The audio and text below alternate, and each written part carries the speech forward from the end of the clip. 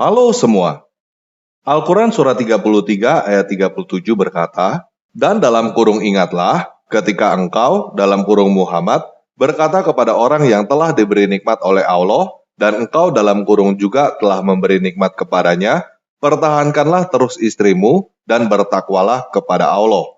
Sedang engkau menyembunyikan di dalam hatimu apa yang akan dinyatakan oleh Allah dan engkau takut kepada manusia, padahal Allah lebih berhak engkau takuti." Maka, ketika Zaid telah mengakhiri keperluan terhadap istrinya, dalam kurung menceraikannya, kami nikahkan engkau dengan dia, dalam kurung Zainab, agar tidak ada keberatan bagi orang mukmin untuk dalam kurung menikahi istri-istri anak-anak angkat mereka, apabila anak-anak angkat itu telah menyelesaikan keperluan terhadap istrinya, dan ketetapan Allah itu pasti terjadi. Nah, apa kisah yang ada di balik ayat ini? Apa asbabun nuzul atau penyebab ayat ini turun? Itu yang akan kita bahas di dalam video ini. Informasi yang akan saya sampaikan, saya ambil dari tafsir Al-Qurtubi volume 14. Jadi, jika teman-teman tidak percaya dengan apa yang saya sampaikan, silakan cari dan baca sendiri tafsir Al-Qurtubi volume 14. Oke, kita mulai aja ya.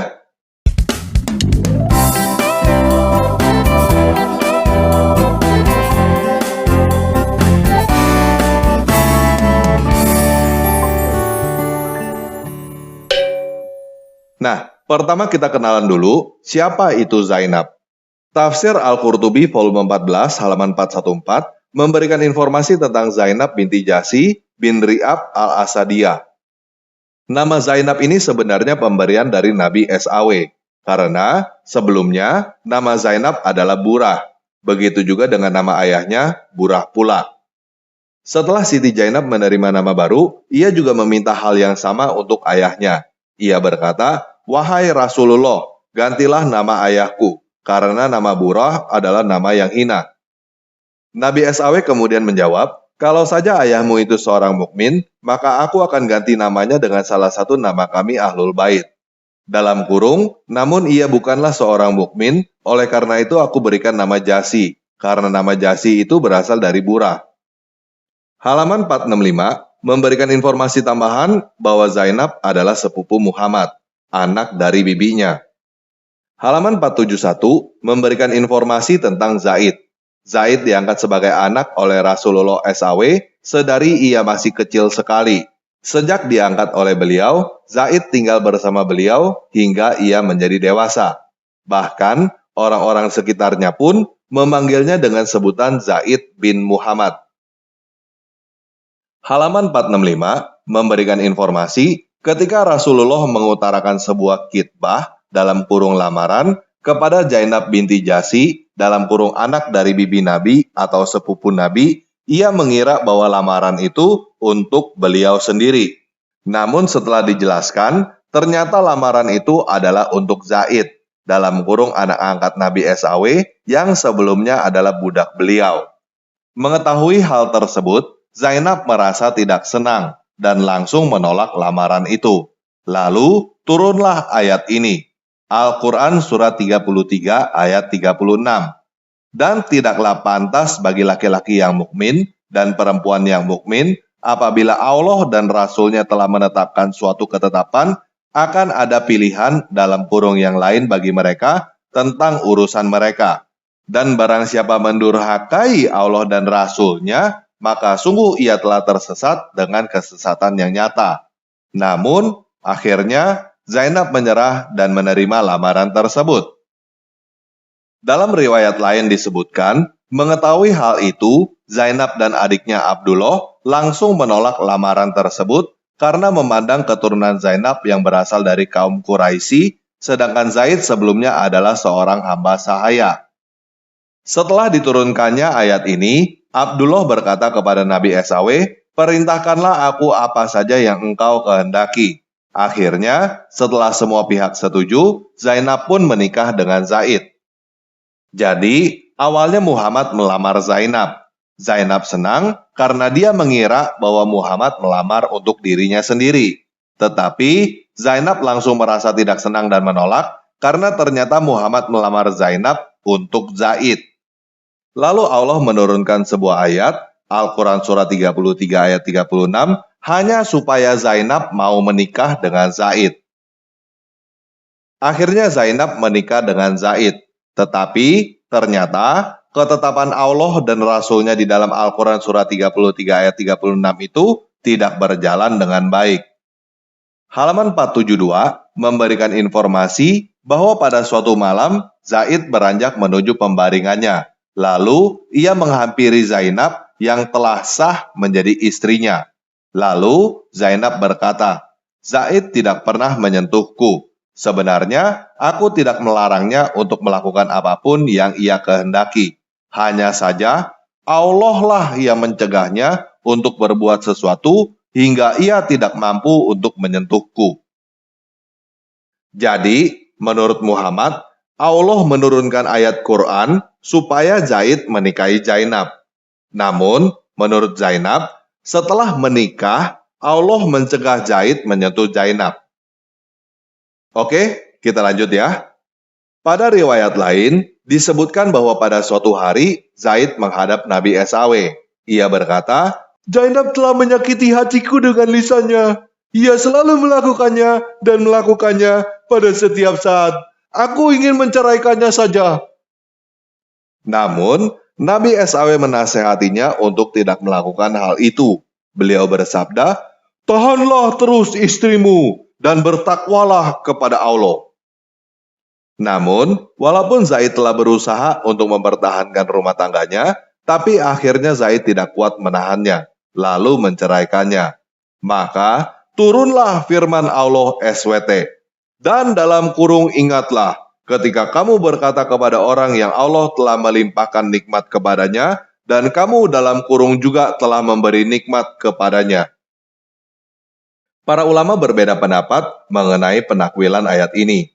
Beberapa ulama, diantaranya Qatadah, Ibnu Zaid, At-Tabari, dan beberapa ulama tafsir lainnya, menyebutkan bahwa Nabi SAW memiliki sedikit ketertarikan terhadap Zainab binti Jahsy, padahal pada saat itu Zainab masih berstatus sebagai istri dari Zaid.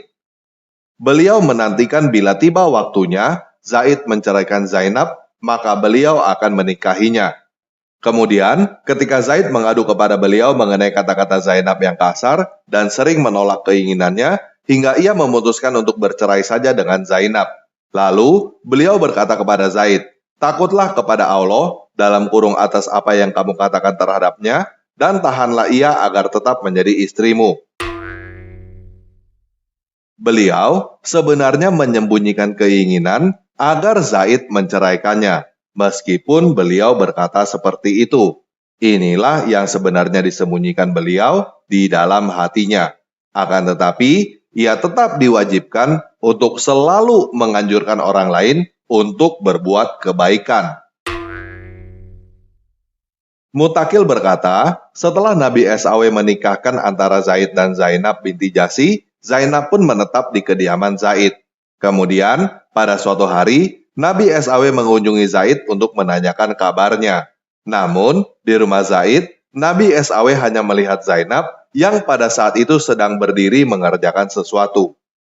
Zainab terlihat sangat cantik ketika itu. Wajahnya putih menawan dan tubuhnya ramping menakjubkan. Seorang wanita Quraisy yang hampir sempurna membuat Nabi SAW tertarik kepadanya. Lalu, beliau berkata, "Maha suci Allah yang membolak-balikan hati manusia." Zainab kemudian tersentak karena mendengar ucapan beliau. Setelah Zaid tiba di rumah, Zainab langsung menceritakan hal tersebut. Mendengar itu, Zaid pun langsung mengerti. Lalu Zaid berkata kepada Nabi SAW, "Wahai Rasulullah, izinkan aku menceraikan Zainab, karena ia terlalu tua bagiku, hingga membuatku terlalu hormat kepadanya. Apalagi, ia juga sering menyakiti hatiku melalui kata-katanya." Nabi SAW pun menjawab, "Pertahankanlah istrimu, dan bertakwalah kepada Allah."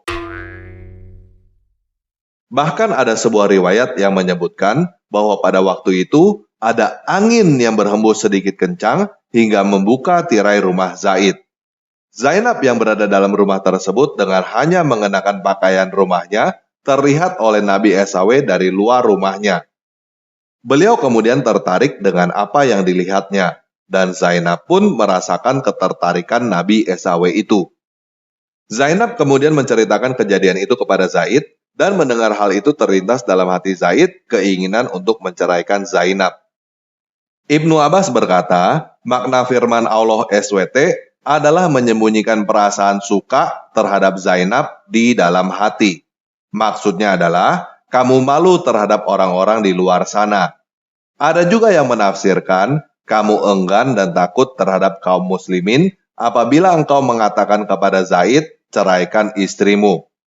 Maka mereka akan berkata, beliau telah menyuruh Zaid untuk menceraikan istrinya, namun setelah itu, ia yang menikahi wanita tersebut setelah diceraikan. Padahal Allah yang lebih pantas untuk ditakuti, maksudnya adalah Allah lebih berhak untuk engkau takuti pada setiap keadaan. Ada juga yang menafsirkan, Allah lebih berhak untuk engkau ungkapkan perasaan malumu. Janganlah engkau perintahkan Zaid untuk mempertahankan istrinya, karena engkau telah diberitahukan bahwa Zainab adalah calon istrimu di masa depan. Karena semua inilah, Allah menyindir beliau. Diriwayatkan dari Ali bin Hasan bahwa Nabi Esau telah diilhamkan oleh Allah bahwa Zaid pasti akan menceraikan istrinya, dan beliau juga diilhamkan bahwa beliau pasti akan dinikahkan oleh Allah dengan Zainab. Namun ketika Zaid mengeluhkan akhlak Zainab kepada Nabi Esau bahwa Zainab tidak patuh terhadapnya karena merasa lebih tua darinya, dan Zainab memberitahukan kepada Nabi Esau bahwa ia berniat untuk menceraikan istrinya itu, Nabi Esau menjawabnya dengan adab yang tinggi dan penuh nasihat, layaknya seorang ayah terhadap anaknya. Bertakwalah kepada Allah dengan menjaga perkataanmu, dan pertahankanlah istrimu dengan baik. Padahal beliau pada saat itu telah mengetahui bahwa Zaid pasti akan menceraikannya dan beliau pasti akan menikahinya. Inilah yang beliau sembunyikan dalam hatinya. Beliau tidak mau menyuruh Zaid untuk menceraikan istrinya karena beliau tahu bahwa beliau pasti akan menikahinya. Nabi Esau merasa takut kalau setelah itu, orang-orang akan membicarakan tentang pernikahannya terhadap Zainab setelah diceraikan oleh Zaid yang notabene adalah anak angkatnya. Bahkan, beliau yang menyuruh anak angkatnya itu untuk menceraikan istrinya. Oleh karena itu, Allah menyindir beliau karena merasa takut terhadap pembicaraan orang lain tentang sesuatu yang memang diperbolehkan baginya, yaitu dengan mengatakan, pertahankanlah, padahal beliau mengetahui Zaid pasti akan menceraikannya. Allah juga memberitahukan kepada beliau bahwa Allah lah yang lebih berhak untuk beliau takuti pada setiap waktu dan pada setiap keadaan. Halaman 480. Diriwayatkan bahwa setelah Zaid menceraikan Zainab dan setelah masa idahnya selesai, Nabi Esau bersabda kepada Zaid, engkau adalah orang yang paling aku percaya mengenai hal ini. Oleh karena itu, lamarkanlah Zainab untukku. Mendengar perintah ini, Zaid pun langsung menuju rumah Zainab. Dan sambil membalikkan badannya, dalam kurung menundukkan wajahnya, karena rasa hormat terhadap calon istri Nabi, dalam kurung walaupun dahulu ia pernah menjadi suaminya, lalu Zaid menyampaikan keinginan Nabi untuk melamar Zainab. Mendengar hal itu, Zainab pun gembira. Namun ia berkata, aku tidak akan melakukan sesuatu tanpa terlebih dahulu berkonsultasi dengan Tuhanku. Zainab kemudian bergegas menuju tempat sholatnya.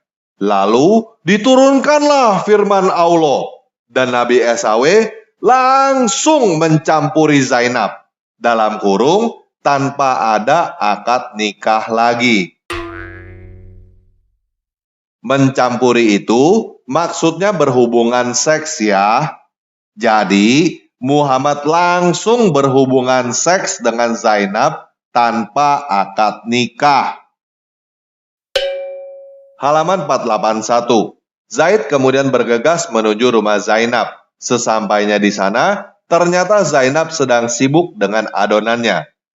Ketika meriwayatkan hadis ini, Zaid berkata, "Pada saat aku melihat Zainab, aku merasa membawa beban yang sangat berat hingga aku tidak sanggup untuk melihat ke arahnya secara langsung. Beban itu adalah bahwa Nabi Esau hendak meminangnya dan tidak lama lagi Zainab akan menjadi istri Nabi Esau. Oleh karena itu, aku berjalan mundur dan memalingkan tubuhku ketika berbicara kepadanya. Aku lalu berkata, 'Wahai Zainab, Rasulullah SAW mengutusku untuk melamarmu.' Zainab menjawab, 'Aku tidak melakukan apapun sampai aku berkonsultasi dengan Tuhanku.' Zainab lantas pergi ke tempat yang biasa digunakannya untuk melakukan sholat. Lalu turunlah ayat tersebut. Tiba-tiba datanglah Rasulullah SAW ke sana dan langsung mencampuri Zainab tanpa meminta izin kepada siapapun terlebih dahulu. Kemudian dalam kurung Nabi Esau mengadakan walinah dan memberi kami makanan berupa roti dan daging, dan kami pun memakannya hingga tiba sore hari. Halaman 482. Ketika Zainab mengadukan pinangan Nabi Esau kepada Allah SWT dan menyerahkan segalanya kepadanya, maka seketika itu juga Allah menerima perwalian itu dan menikahkannya dengan Nabi Esau. Oleh karena itu, Allah berfirman, "Maka tatkala Zaid telah mengakhiri keperluan terhadap istrinya, dalam kurung menceraikannya, kami kawinkan kamu dengan dia." Bahkan, sebuah riwayat yang disampaikan oleh Ja'far bin Muhammad dari ayahnya, dari Nabi Esau, menyebutkan dalam kurung, "Aku nikahkan kamu dengan dia." Gak tau lah ya, tetapi yang pasti, kata-kata "kami kawinkan kamu dengan dia" keluar dari mulut sang nabi itu sendiri. Oke, kita lanjut aja ya.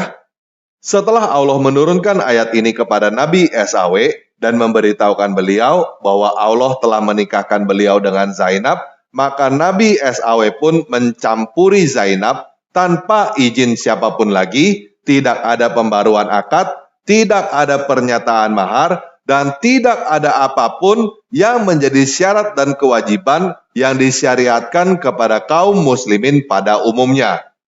Ini adalah kekhususan yang dimiliki oleh Nabi Esau seorang. Tidak ada yang boleh menirunya lagi, menurut kesepakatan para ulama dan seluruh kaum muslimin dari dulu hingga sekarang. Nah, menurut saya, kesepakatan para ulama dan seluruh kaum muslimin ini agak lucu. Umat muslim selalu sesumbar bahwa Muhammad adalah teladan manusia yang berakhlak paling mulia. Bahkan, Al-Quran Surah 33 ayat 37 berkata, "Kami nikahkan engkau dengan dia," dalam kurung Zainab, "agar tidak ada keberatan bagi orang mukmin untuk dalam kurung menikahi istri-istri anak-anak angkat mereka, apabila anak-anak angkat itu telah menyelesaikan keperluan terhadap istrinya." Jadi, menurut Al-Quran, perkawinan Muhammad dan Zainab adalah teladan. Tetapi, umat muslim berkata bahwa apa yang dilakukan Muhammad dengan Zainab adalah kekhususan bagi Muhammad yang tidak boleh ditiru. Nggak sinkron kan? Jadi, sebenarnya umat muslim sadar bahwa apa yang dilakukan Muhammad dan Zainab adalah sesuatu yang tidak pantas dan tidak baik untuk dijadikan teladan. Tetapi mereka takut karena mereka percaya buta bahwa Muhammad adalah nabi. Oke, kita lanjut ya. Oleh karena keistimewaan inilah, Zainab mengungkapkan rasa kebanggaan yang ada di dalam hatinya kepada para istri Nabi lainnya. Ia berkata, "Kalian dinikahkan oleh ayah-ayah kalian, sedangkan aku dinikahkan langsung oleh Allah." Riwayat ini disampaikan oleh Anasai dari Anas bin Malik. Ia berkata, pada suatu hari Zainab membanggakan dirinya kepada para istri Nabi lainnya. Ia berkata, sesungguhnya Allah telah menikahkan aku dari atas langit. Halaman 470. Ketika Rasulullah menikahi Zainab, banyak orang-orang yang berkata, Muhammad telah menikah dengan mantan istri dari anaknya. Lalu turunlah firman Allah SWT. Muhammad itu sekali-kali bukanlah bapak dari seorang laki-laki di antara kamu, tetapi dia adalah Rasulullah dan penutup nabi-nabi. Al-Quran Surat 33 ayat 40. Halaman 471. Zaid diangkat sebagai anak oleh Rasulullah SAW sedari ia masih kecil sekali. Sejak diangkat oleh beliau, Zaid tinggal bersama beliau hingga ia menjadi dewasa. Bahkan, orang-orang sekitarnya pun memanggilnya dengan sebutan Zaid bin Muhammad. Lalu turunlah firman Allah SWT. Panggillah mereka dalam kurung anak-anak angkat itu dengan dalam kurung memakai nama bapak-bapak mereka. Itulah yang lebih adil pada sisi Allah. Dan jika kamu tidak mengetahui bapak-bapak mereka, maka panggillah mereka sebagai saudara-saudaramu seagama dan maula-maulamu. Al-Quran Surat 33 ayat 5. Halaman 491. Ketika Nabi SAW menikahi Zainab, masyarakat sekelilingnya dalam kurung yang kafir dan munafik berkata, Muhammad telah menikah dengan bekas istri dari anaknya sendiri. Lalu turunlah ayat ini yang menerangkan bahwa beliau bukanlah ayah dari siapapun dan Zaid bukanlah anaknya yang menyebabkan beliau diharamkan untuk menikah dengan wanita yang pernah dinikahi oleh Zaid. Sebagai keterangan tambahan, hadis Abu Daud 1839 menceritakan, Nabi Shallallahu Alaihi Wasallam melihat seorang wanita. Kemudian beliau menemui Zainab binti Jasi dan menuaikan hajat beliau kepadanya. Kemudian keluar menuju para sahabat dan berkata kepada mereka, sesungguhnya seorang wanita itu dalam kurung ketika datang dalam bentuk setan. Maka barang siapa yang dalam kurung setelah melihatnya timbul pada dirinya sesuatu dalam kurung syahwat, hendaklah ia mendatangi istrinya, karena hal tersebut akan melampiaskan syahwatnya dalam kurung dan ketenangan pikirannya. Jadi, Zainab adalah tempat pelampiasan nafsu seks Muhammad ketika Muhammad birahi melihat perempuan lain. Demi Muhammad mendapatkan sepupunya sebagai tempat pelampiasan nafsu seks, Allah Subhanahu wa Ta'ala menurunkan beberapa ayat Al-Quran gedebuk dari langit. Al-Quran Surat 33 ayat 36 turun supaya Zainab kawin dengan Zaid yang berakhir dengan kegagalan. Al-Quran Surat 33 ayat 37 turun supaya Muhammad kawin dengan Zainab. Al-Quran Surat 33 ayat 5 dan 33 ayat 40 turun supaya Zaid dipecat, tidak lagi disebut anak Muhammad. Tidak heran, Aisyah berkata di dalam hadis Muslim 2658 dan hadis Bukhari 4414 bahwa ia tidak melihat Tuhannya Muhammad, selain sangat cepat memenuhi keinginan Muhammad. Nah, saya mau menutup video ini dengan perkataan Yesus di dalam Matius 5 ayat 27-28 dan Matius 5 ayat 51 sampai 52. Kamu telah mendengar firman, jangan berzina. Tetapi aku berkata kepadamu, setiap orang yang memandang perempuan serta menginginkannya sudah berzinah dengan dia di dalam hatinya. Telah difirmankan juga, siapa yang menceraikan istrinya harus memberikan surat cerai kepadanya. Tetapi aku berkata kepadamu, setiap orang yang menceraikan istrinya kecuali karena zina, ia menjadikan istrinya berzina. Dan siapa yang kawin dengan perempuan yang diceraikan, ia berbuat zina. Jadi, berdasarkan standar yang ditetapkan oleh Yesus, Muhammad dan Zainab berbuat zina. Jika kamu berpendapat bahwa Allah SWT menggunakan Muhammad untuk menyebarkan agama, saya berpendapat Muhammad menggunakan Allah SWT untuk memuaskan keinginannya. Itu sebabnya Muhammad mengalami sakratul maut yang paling menderita. Muhammad mati dengan pembuluh jantung terputus seperti hukuman yang dikatakan di dalam Al-Quran surah 69 ayat 44 sampai 47. Dan sekiranya dia, dalam kurung Muhammad, mengada-ngadakan sebagian perkataan atas dalam kurung nama kami, pasti kami pegang dia pada tangan kanannya, kemudian kami potong pembuluh jantungnya.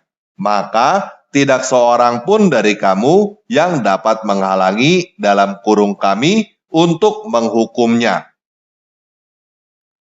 Hadis Sahih Bukhari 4428.